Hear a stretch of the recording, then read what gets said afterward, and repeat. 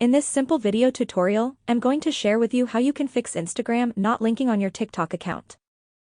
If you are having trouble to link your Instagram account to your TikTok profile, you will have to first make sure your TikTok is updated to the latest version.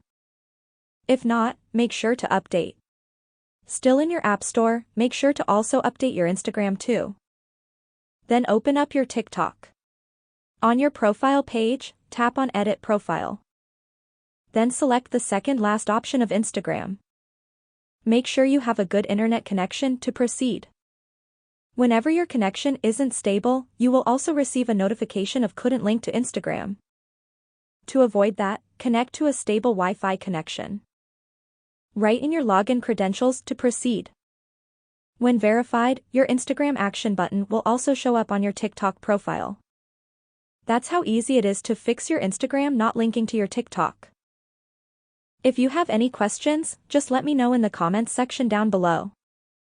Please don't forget to leave a like, share and subscribe for more video tutorials like this one.